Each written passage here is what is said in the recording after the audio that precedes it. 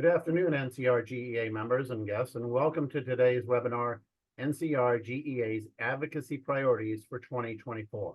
I'm your host, Tom McCullum, and today I'll be joined by Tim O'Connell, NCRGEA's Executive Director, who will give us a quick update on the issues and activities the association is involved in. Linda Suggs, NCRGEA's Advocacy Liaison and Chairperson of the Association's Government Relations Committee. This is a committee responsible for establishing the association's advocacy priorities. Linda was also a past president of NCRGEA's Board of Directors.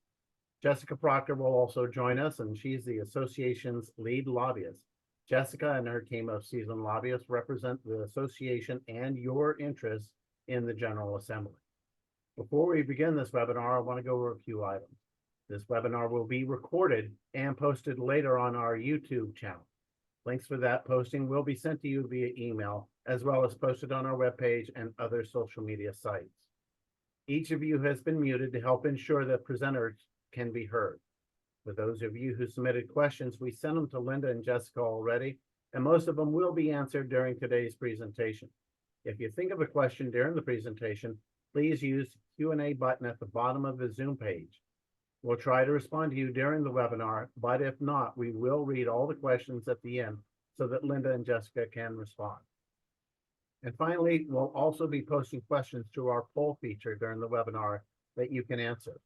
To do this, we do this to help emphasize important points and help add focus to what we're saying. We're posting our first poll question now. We want to know what pension plan you fall under.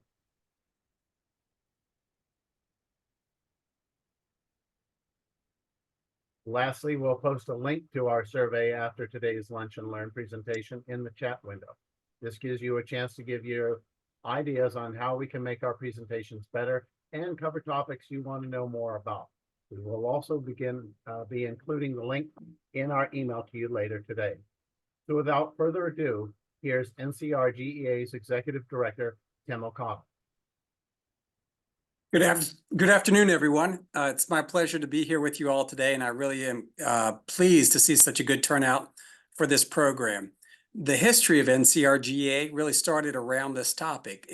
The organization began when 12 retired government employees got together and said, we need more representation with the legislature and we need advocacy efforts. And so this organization was begun by volunteers, and it's very fitting that we have Linda Suggs joining here as our past member of our board and the leader of our government relations. And it's a pleasure to have Jessica as well. But really our roots come from a board-driven organization and around advocacy. So this is a really important topic, and I'm just really pleased to see so many folks joining us today. As far as what is going on right now, we are in between seasons is a good way of saying it. We just finished a trustees meeting January 25th. That was with the Leaders and Teasers trustees. Jessica will share a little bit more about what those words mean. But important things were discussed there, including the potential for bonuses and COLAs. What we're moving into is the short session, and Jessica's also going to share a little bit more about that. But there's a lot of preparation that goes on as we lead up to that session. It's quick, and you got to sort of have your game plan together, and really that's what this program is about. So you as members know more about what we'll be working on. So without further ado, I'm going to go ahead and hand the program back. But I appreciate everyone for being here, and just thank you for your membership, thank you for your involvement, and thank you for caring about the advocacy efforts for not only yourself but all retired government employees. It means a lot to us. Thank you. Thank you, Tim. Definitely appreciate that. And now I'd like to present Linda Suggs and Jessica Proctor.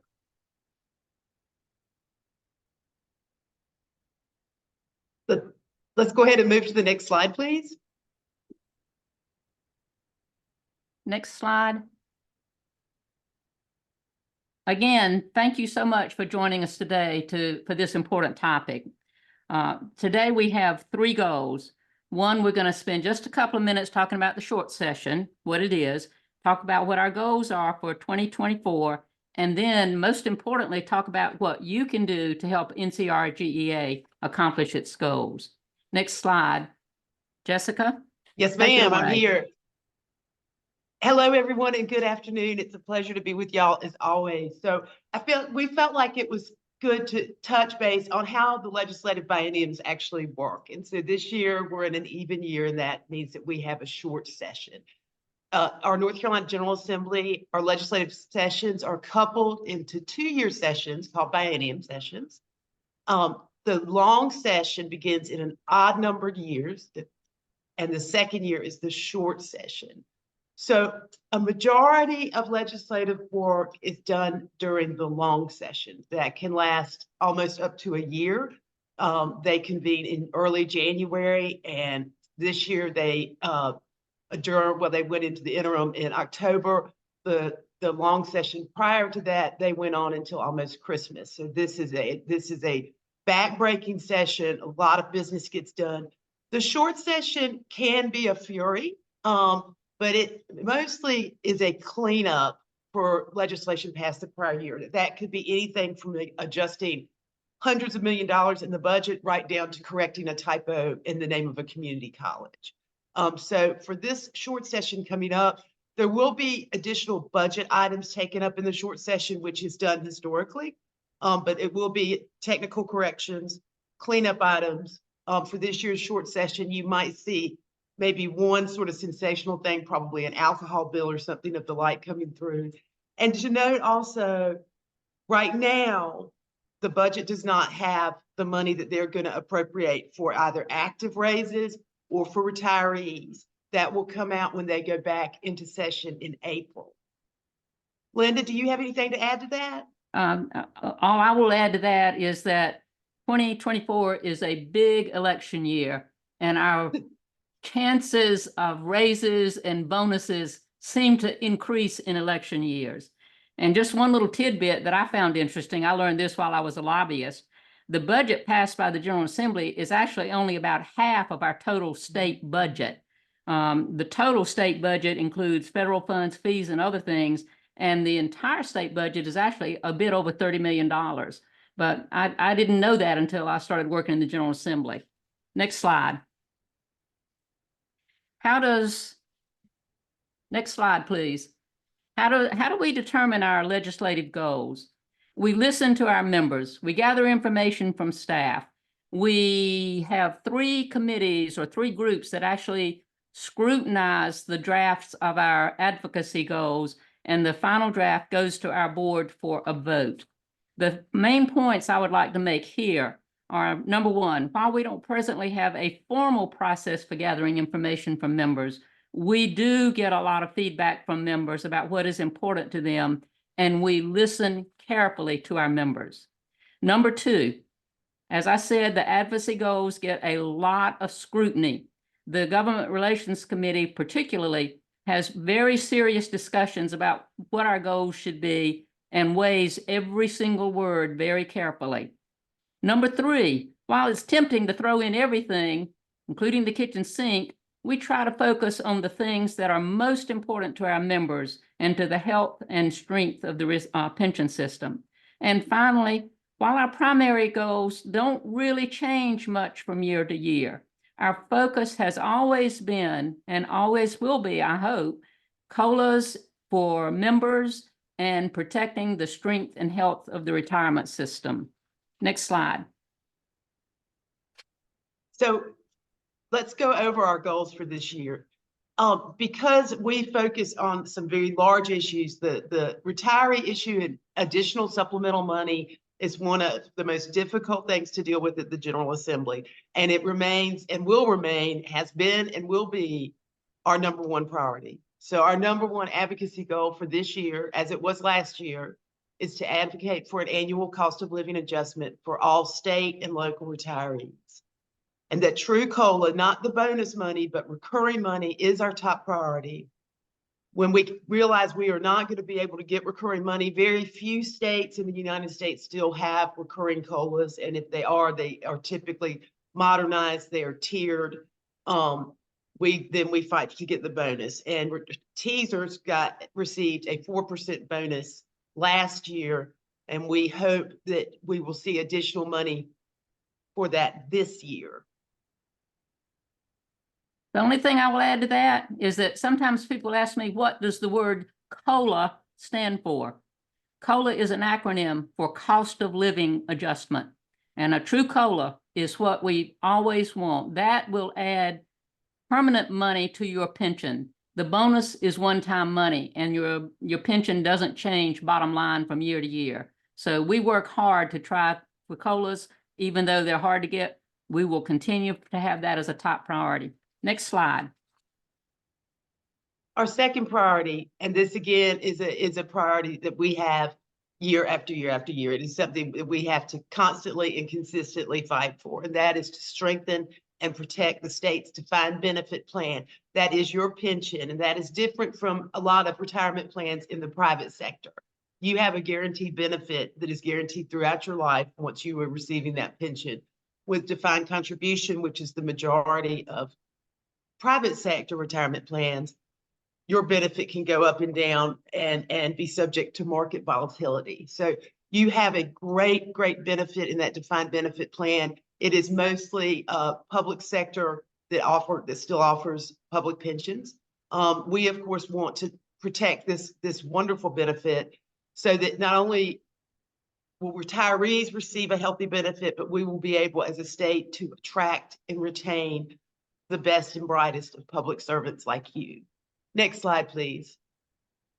And again, it goes another goal that we have year after year is to defend public sector benefits so that all public sector retirees can participate in traditional retirement systems. There have been models in other states where certain groups have broken off of their pension system that has not yielded good results, and we have some of that going on in North Carolina as well. We want to make sure that if you are employed by government, that you will be able to participate in that defined benefit that gives you that guaranteed benefit for your life. Linda, you have anything to add? No, next slide, please. Our fourth goal is that to ensure the state of North Carolina will continue to fulfill its constitutional and legal requirements to fully fund the North Carolina retirement systems and the state health plan. North Carolina cannot run into a deficit. By our Constitution mandates that North Carolina must have a balanced budget. And your benefit as receiving a defined benefit, receiving your pension, is protected by both the state constitution and case law, meaning the state can't go in and tamper with your pension once you've earned it. But that has changed in many other states. We have to make sure that never changes in North Carolina. The contribution goes up. We do have an annual required contribution. 2023, it was 12 million. It was more than 15 million this year. And the state pays out a total in pension benefits, $500 million a month. The only thing I will add to this one is just the point that Jessica made that North Carolina has always fulfilled this requirement. But in my opinion, this ought to be part of every set of advocacy goals. It is so important. And if we've learned anything in the past, it's probably that we have to stay vigilant. Things can change, and things that shouldn't change sometimes change. So I think this, even though we've never defaulted here, I don't want to take it for granted. That's right. Next slide. And then our last goal, and I'm excited that we have expanded this as a legislative goal. As some of you may be on here, you may be Bailey tax exempt if you retired prior to 1989 from state personal income tax. We are working, and we have been working on this for a couple of years. We've hit some rocks in the road trying to get this, because if you provide greater tax exemption status to a group of retirees, you have to make up for that revenue. But we are looking to either expand Bailey, but that may mean it may not be Bailey necessarily, but it is to get all state and local retirees to be exempt from personal state income taxes. There is a lot of appetite at the General Assembly, particularly in our state Senate, to abolish the personal income tax for everyone, and follow Tennessee and Florida and Texas, those states that do not have their residents file personal income tax. Again, that has stumbled around a little bit because they couldn't replug in the revenue. We have worked, and what we say is that retired government employees, both state and local. Already, if you're retired military in North Carolina, you do not have to pay state personal income taxes. But that would be the first group to expand this to and see how it shakes out for the state to bring in that revenue. And just as an aside, there is federal legislation that was introduced last month that will exclude Social Security benefits from taxable income. So I think our goal is that we want any way that we can find to put more money in your pocket is what essentially we are trying to do. Next Linda, slide. next slide. Okay. Past, present, and future. As Jessica has said, and we'll say again, our top priority is always getting more money into your pension to help you keep up with inflation. Our goal is a true COLA, not a bonus. For the past 3 years, we've only had 10% in bonus money for teasers and only 2% for elders. That certainly hasn't kept up with inflation and the cost of living. The money for elders really presents huge challenges. They're complicated issues, very, very challenging. Hopefully you attended the January Lunch and Learn webinar focused on the elders system. That webinar covered the most important issues related to the elders COLAs. If you missed the webinar, you can listen to it on the NCRGEA YouTube channel, which you can access on our webpage. Our Executive Director, Tim O'Connell, has done an amazing job of delving into the elders issues, and I have no doubt that his research and tenacity will help us find solutions to these problems. It's a high priority for NCRGEA. Next slide. And I can share the poll results of our attendees today. We've got 28% elders and 72 teasers. Thank you. Okay, so next slide. How can you help? Get to know your local legislators personally. Use the information on the NCRGEA website to find your legislator, their contact information, committees. There are 2 other tools that we'll talk about briefly, Bill Tracker and Become an Advocate. Tip O'Neill often said, all politics is local. And although experts think he probably didn't invent the phrase, it sticks in my mind. In my mind, it underscores the need to get to know your local legislators. Surprisingly, quite a few folks can't name who represents them in the state legislature, much less in Congress. So step 1 is to get to know who your legislators are. The tools on the website can help you do that. Pay close attention to the committees they serve on. And if they are on a pensions committee in the House or the Senate, then please really get to know them and discuss pension issues with them. If you really want to help NCRGEA accomplish our goals, sign up to Become an Advocate, so NCRGEA will know that you have established relationships with the legislators and can be called on at critical times to contact them on our issues. The Home Builders Association is one of the most effective lobbying groups in North Carolina, and this is their power. When they put out a call to action, their members respond in huge numbers. Next slide. Another exciting tool on our website is FastDemocracy. It's a new tool on the website this year, and it's a powerful tool. I'm pleased to say that 6,327 NCRGEA members are already using FastDemocracy, but that's really only about 10% of our members. This tool puts all the information you need about your legislators at your fingertips, including their voting history, their news stories, and all kinds of information. The better you know your legislators, the more confidently and effectively you can discuss issues with them. While NCRGEA uses FastDemocracy to keep up with state legislators, you can use it for information on voting records, news stories, and so forth about folks in Congress who represent you too. And there's no charge for that additional service. NCRGEA also uses FastDemocracy for calls to action, as you will see on the next slide. Let me And see where we Linda, are. we've Next got- slide, please. Right, we've got 94% saying that they haven't participated with FastDemocracy and 6% have. Great. Well, 94, that's a whole lot more people now who know about FastDemocracy, and hopefully you'll take advantage of it because it really is a tremendous tool. This is an example of a call to action that Tim put out to NCRGEA members on FastDemocracy last session during budget negotiations. All members had to do was fill in their name and email address in the upper right corner, personalize the message to the legislator if they wanted to. They didn't have to. They could have sent it just like it is, and then hit send. The message would then automatically go to their appropriate legislator.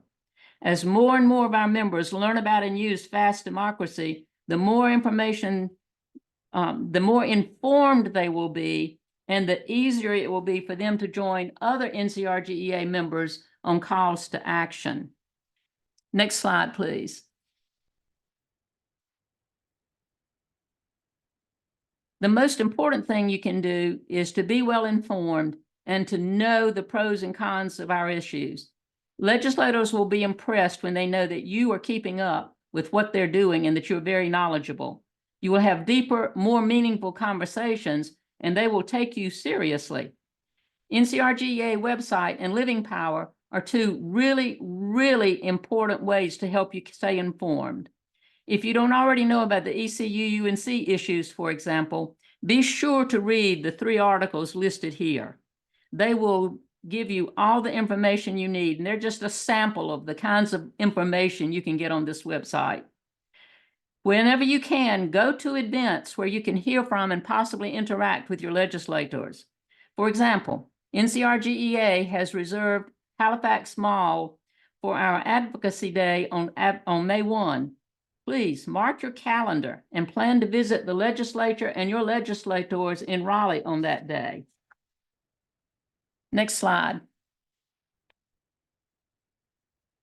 I'm sure you know that 2024 is an important election year, and elections have consequences. They also present opportunities for us to get to know candidates and legislators. Learn your candidates, visit their websites, learn their positions. They often hold local campaign meet and greet events. Go meet them and talk to them.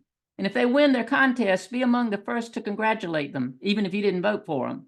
Legislators remember who offered good wishes when they won, and first-time winners typically tend to remember who stepped up first. Pay particular attention this year to the race for the NC State Treasurer. North Carolina is one of only 3 states where the state treasurer is the sole fiduciary. That means our treasurer has total power over where and how to invest funds in the state's pension systems. It's an awesome responsibility, and we need to know how the winner of that contest plans to manage our pension funds. What will their top priorities be? What will they do to make COLAs possible for all state and local retirees? How will they ensure that investment returns for our pension systems benchmark strongly with peer group states? NCRGEA has sent an excellent survey to the candidates for treasurer on these and other important questions. Their answers will be printed in Living Power. This survey is a must read for NCRGEA members. Without a doubt, the treasurer's race is one of the most important races for us in North Carolina this year. Last but not least, don't forget to vote. Primary is March 5th, just around the corner. There are 3 Republican candidates for treasurer in the Republican primary, and there are 2 Democratic candidates in the Democratic primary for treasurer. So we need to be informed, know what they represent, know what they plan to do, and then we need to go vote. Next slide. Some final thoughts. NCRGEA really needs you to be knowledgeable and involved. We need you especially to pay attention to the treasurer's race. We need you to vote, and I feel certain that everybody on this call will be voting. We need you to build relationships with your local legislators. Our lobbyists work hard to achieve our goals in the General Assembly, but they cannot do it alone. They are our eyes and ears in the General Assembly, and they can help us understand the pros and cons of proposed legislation. They can tell us who supports our issues and who we need to try to win over to our side. But they need us doing our homework. And by that, I mean taking advantage of opportunities to meet with and talk with legislators when they are at home, not in Raleigh. Legislators care a lot about their voters, and that's you. And again, I can't stress enough, please pay attention to the race for state treasurer. There's some good candidates out there who would probably man our pension system very well. Our task is to learn as much about them as we can and to elect a treasurer who will protect and strengthen our pension system.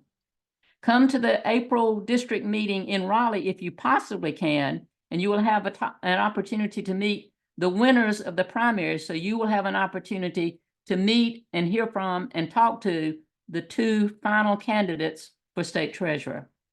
Last but not least, be sure to keep your email address updated so that NCRGEA can keep you informed and also can contact you when we need you to contact your legislator. Trust me, legislators keep up with how many of their constituents they hear from on specific issues. When our issues come up, they need to hear from a lot of us. They need to see a lot of us in May at our Advocacy Day. The numbers make a difference. We have 60,000 members, almost, round figures. What do you think would happen if even half of us were to speak up? I think we would make a difference, and I think we would accomplish most of our legislative goals. Next slide. Again, thank you for joining us today, and we have time now for questions if we have questions or comments from people tuning in. Thank you, ladies, for that presentation and explaining how the association develops and implements our advocacy priorities. Right now, we'll turn over to Daryl Fulmer, who'll read some of the questions you asked, but I will admit the questions were light today. Yes. Okay. Thank you so much, Tom. The question in the Q&A is, does NCRGEA endorse candidates? So currently, I can take that one. Okay. Penny, no, we do not endorse candidates right now. We work as a nonpartisan organization at the legislature and with other elected officials. So at this point, we do not endorse candidates. Scenic, who represents the active employees, does endorse candidates, and they also have a PAC. Okay. Thank you, Jessica, for that response. I received a question in my email this morning, and you all have talked about it a little bit, but can you reiterate what help is needed from our members to make sure that the legislature knows the needs of our retirees in North Carolina? Well, I think Linda covered it pretty well. Yeah, she did. That you need to work on your local level. Legislators, like she said, are very sensitive to their constituents, and those constituents matter to them. Being able to build those relationships in that in-district, not in Raleigh necessarily, is a great value. Also, like she mentioned, participation and calls to action in our legislative day, in our district meetings, and other events. Thank you so much, Jessica. One question that came in prior to today was, do you all foresee any threats to our system of retirement pension? Yes. Tim, do you want to take that or you want me to? Linda, I'll take it. Okay. So I would say pretty much in every direction. Sometimes I would say with intention that happens, and sometimes without intention. So that's why it's really important for the lobby team and myself to stay on that. But yeah, Linda referenced earlier the UNC-ECU Health bill that came through as a budget provision. So it did not really get a lot of light of day for debate in the House, or none at all, actually. So things like that, we see that as something that was detrimental to the pension. Everybody is also detrimental to taxpayers. So there's, there's little things here and there. A couple of years back, and this was not little.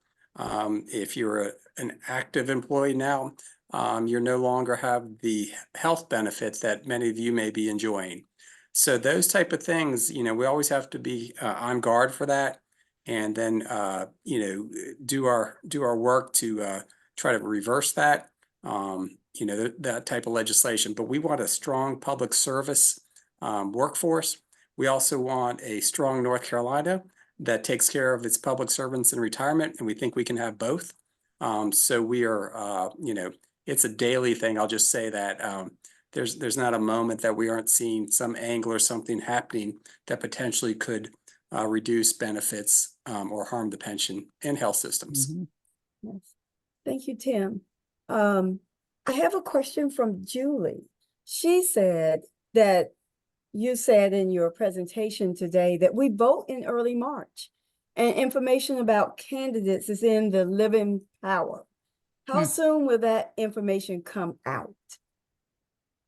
I can clarify on that. Okay. That's we're working on that now. So we are reaching out to Council of Government offices and getting their positions on some pretty poignant points, including COLA and bonus, how to keep the pension strong, how to keep it viable, and how to how to make sure that certain things don't peel back any more of the benefits that you've earned, or in the future would maybe available for future retirees. So, but we're going to put that information out by email because of the timeliness of it. Early voting it will be underway shortly here. So we want to make sure folks have that information in advance. So please look for that to come out by email, and we'll have on the website and social media so you can see their positions around the pension and health system. Yes, thank you, Tim, for that response. And I'd just like to add that you all need to make sure that your emails stay up to date. And if you know of others, please make sure that they have the email so they can get this important information. So the next question is, can a cheat sheet be provided to us when we go to meet and greet? I think that was Gary. Oh, absolutely. As a matter of fact, those of you who came to our last lobby day got a really good one that Tim passed out. And I'm sure I will let Tim speak for it, but I'm sure they're in the process of updating that and will give us more good talking points and information that we can share with our legislators. Is that right, Tim? Yes. And that's especially as things evolve and we see the bills coming out, we'll get more and more of that out to you as well. But definitely when we do our advocacy event, we have that sheet available to keep everybody on the same literally sheet of music. So. Okay, thank you all for those responses. And I think, Linda, you touched on this a bit regarding the Bailey Act, or either Jessica did. The Bailey decision. Yes, the Bailey decision. But the question is, are pension distributions taxable at the federal and state level? So I know you touched on it a little. Pensions are taxable at the state level unless you are Bailey qualified. And that means if you were vested in the retirement system, Jessica, help me remember, was the year 1986? Prior to August 1989. 89. Okay, if you were vested in the retirement system by August of 1989, your pension is exempt from North Carolina taxes. You do pay state, federal taxes. This bill that has been introduced in Congress would help people who pay taxes on their Social Security benefit. 40 years ago, only about 10% of the people paid taxes on their Social Security. But because some of those things haven't been updated, now about 40% of people are paying taxes on Social Security as well. So It's got a long way to go. Those things are never easy, but the bill has been introduced before, and hopefully every time these bills come up, they gather a little bit more momentum. So we will be looking for, as Jessica said, ways to reduce the tax burden, particularly on your North Carolina pension. Thank you so much, Linda. Cynthia has asked, and I think this is a good question, how can retirees who have moved out of state help? And Cynthia further said, if I remember correctly, there was an issue to be voted on, but I could not go at that time because she no longer lives in North Carolina. So we do get questions often from people who live out of state. So if one of you could address that, that would be great. Well, you may live out of state, but you still have a vested interest in this pension system because you are still earning a pension from the North Carolina retirement system. In my mind, that gives you every right to contact legislators. When Tim puts out a call to action, send those messages and tell them how important it is, and tell them, you know, give them the information that you'll get on the fact sheets about how your pension is not keeping up with inflation. But please, please don't hold back just because you don't live in North Carolina anymore. You worked in North Carolina, you earned a pension in North Carolina, and you have every right to do everything you can to protect that pension. Yes, thank you, Linda. And that kind of relates to the next question that CD Hogard has asked. Does the NCRGEA rep advocate to the legislature for raises for retirees to ensure we are up to par or at least close to the economy? And I think, Jessica, you might want to just expand on that question. I know you've talked about it already. Thank you, Daryl. That is our primary focus at the legislature.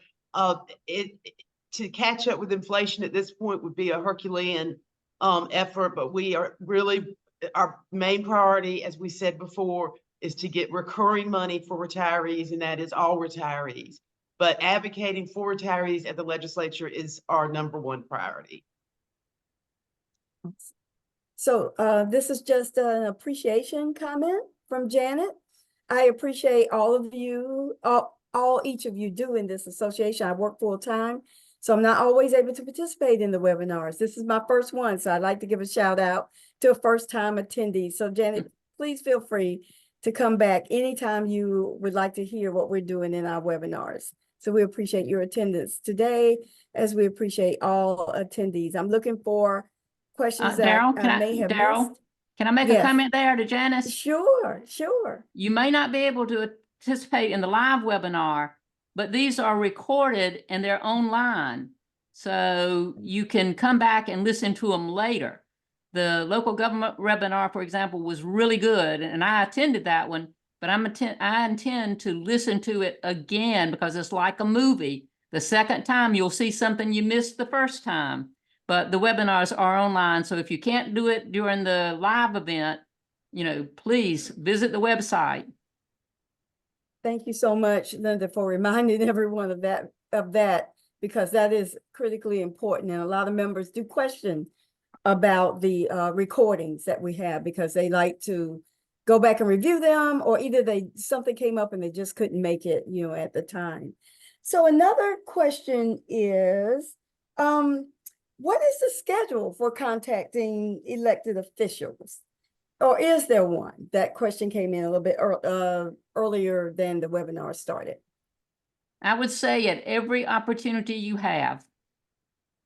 Politics is typically all about relationships.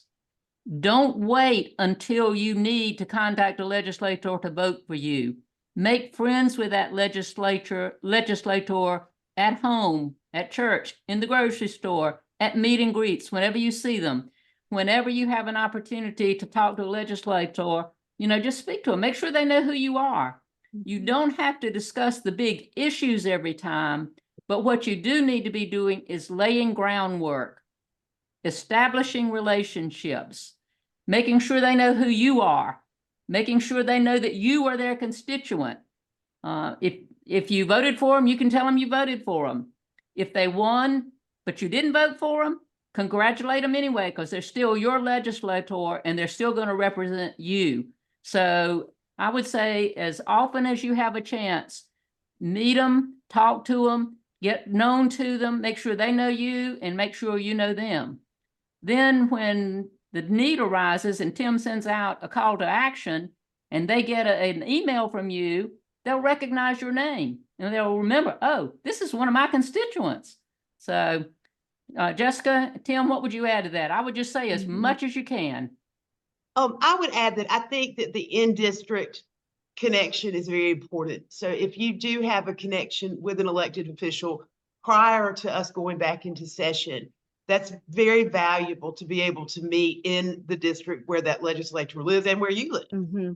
That when they come to Raleigh, as Linda knows, and I know, and Tim knows, it is often a frenzy.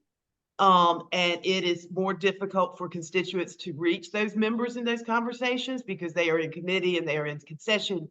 But if you can have those relationships at a coffee shop or a restaurant or some pleasant place to meet when that legislator is home and able to talk, I think you'll be far more effective. But we still want you to come to Raleigh.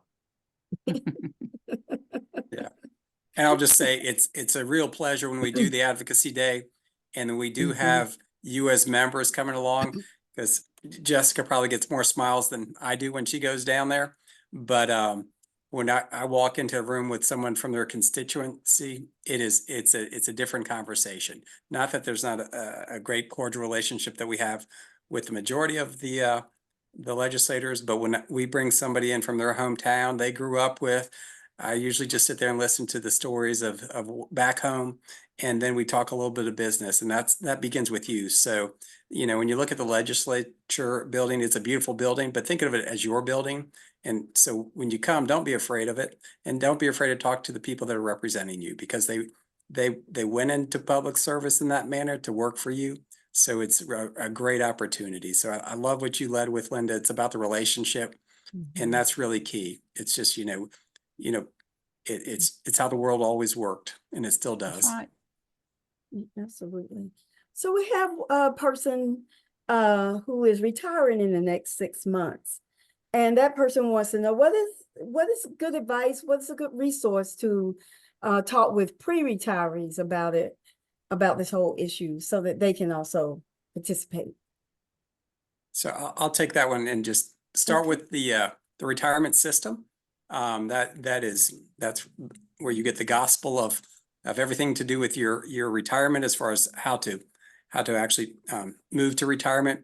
So begin with them, but also look at us, because we do a lot of kind of what is retirement really like, and we put you in touch with resources that can help you in retirement, save you money, make new connections, making sure that that you stay in tune. So it does not hurt. Actually, our current president likes to point out the fact that he joined the organization about a year and a half before he was retiring, because he wanted to be ready for it and do it right. So start with the retirement system, and then be sure to be checking us out as well. Tim, I can beat him. I joined NCRGEA about 15 years before I retired. Back then, you would accept people a long time, and that was a long time ago. That was over 30 years ago. But NCRGEA was then and still is one of the absolute best sources for information on retirement and retirement issues that you'll find.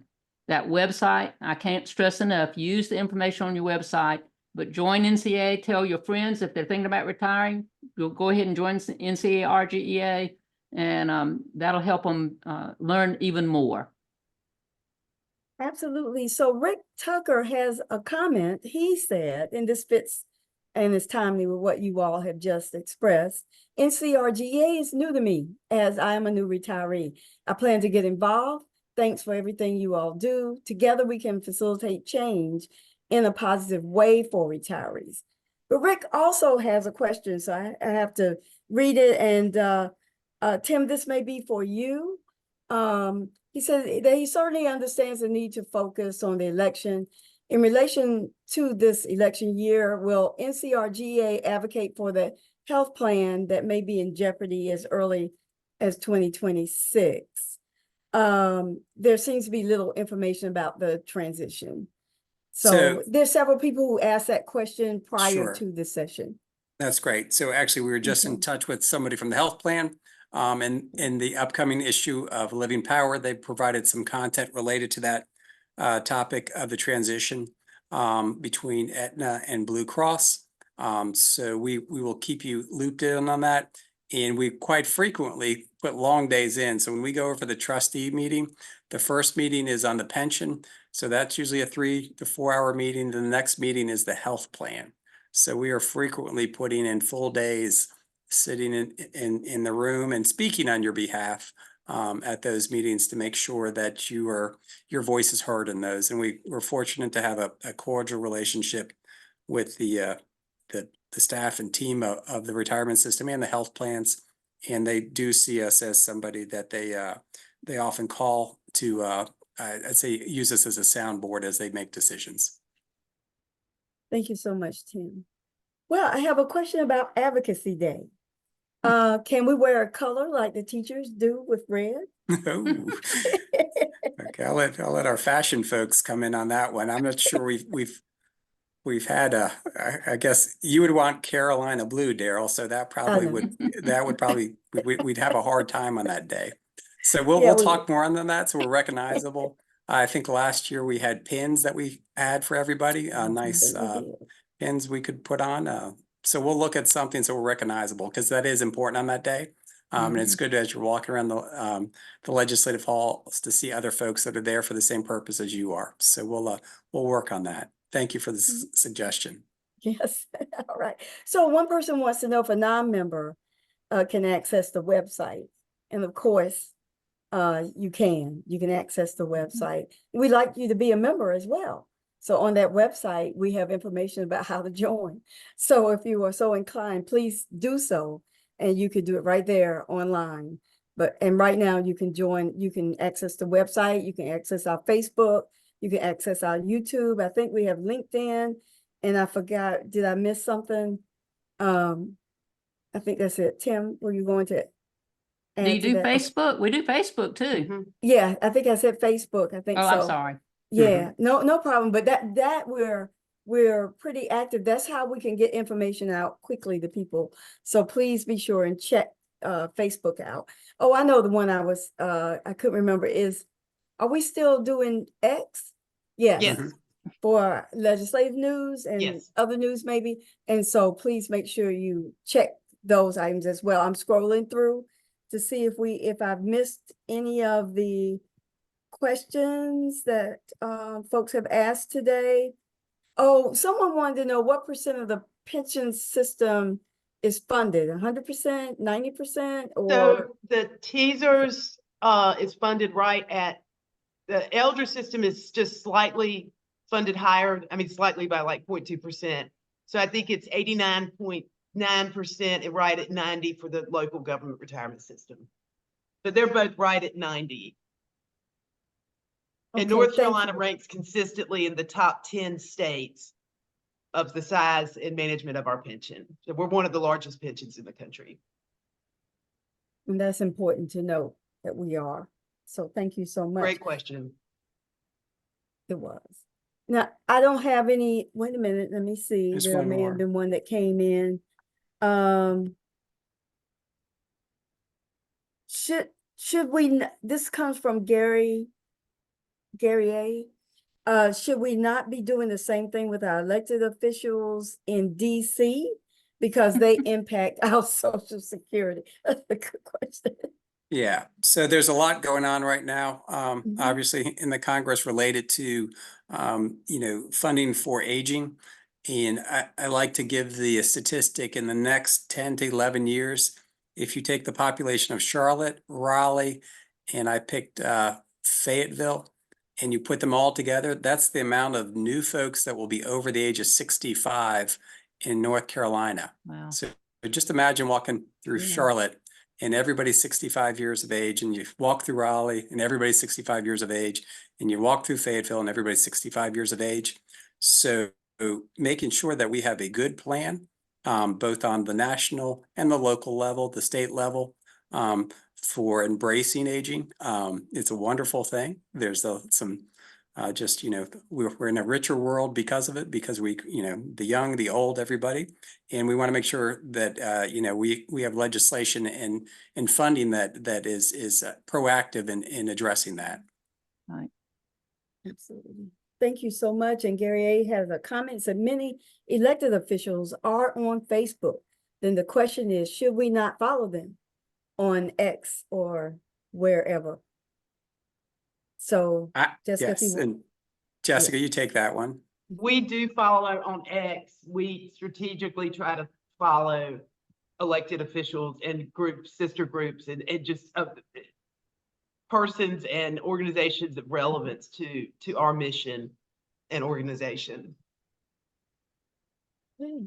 Well, I'd like to thank you all. Tom, I'm going to turn it back over to you. I think we answered all the questions that had come in through the registration process, as well as those that were picked up on the Q&A.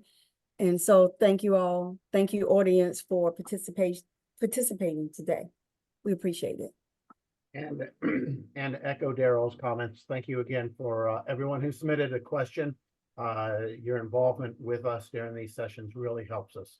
And but if you should decide that you have a question later on that you think about what we talked about, you can still ask us, and just reach out to Daryl Fulmer at Daryl, DERYL at NCRGEA.com. Send it to her, and she'll get it to the appropriate people to ensure that you get a good response, and we'll get it back to you. But before we leave, we also want to let you know about a special lunch and learn we're hosting on February 21st from 12:30 to 1:30, and that's retirement income and taxation. This concerns tips on preparing your North Carolina income tax form. Kimberly Lawson with the North Carolina Department of Revenue will be given that presentation. And again, that's on the 21st from 12:30 to 1:30. You'll be receiving a registration notice about that fairly soon. And then in March, our Lunch and Learn webinar will be the letter. This is on steps you can take to help ensure your last wishes are fulfilled. That'll be on March 6th, again, from 12:30 to 1:30. And again, you'll get an email and an announcement about that one. And it's very, very easy, as you all know, to register for these lunch and learns. So please check your emails for links for all the registrations for these webinars. And lastly, we'd like to thank everyone for joining us. And as always, the association stands ready to assist you in your retirement. Thank you very much. Goodbye.